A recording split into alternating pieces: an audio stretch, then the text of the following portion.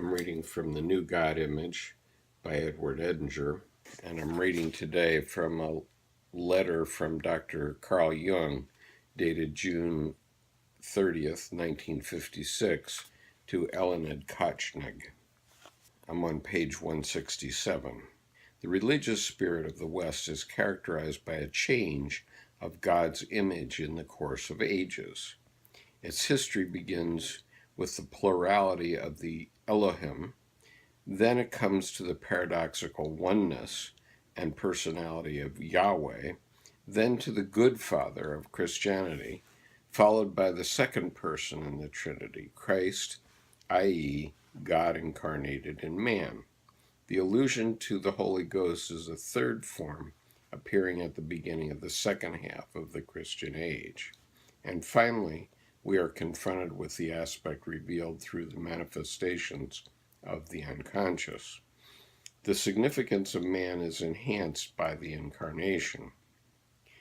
We have become participants in the divine life, and we have to assume a new responsibility, the continuation of the divine self-realization, which expresses itself in the task of our individuation.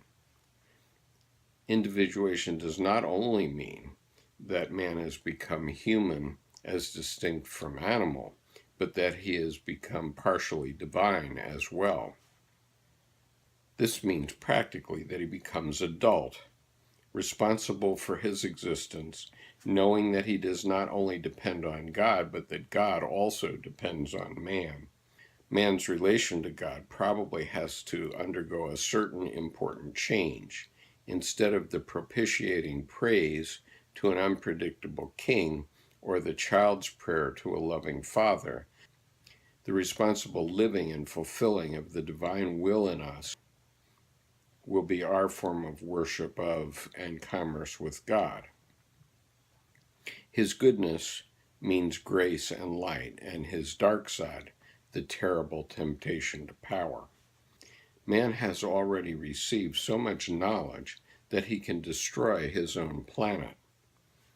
Let us hope that God's good spirit will guide him in his decisions, because it will depend upon man's decisions whether God's creation will continue. Nothing shows more drastically than this possibility how much of divine power has come within the reach of man.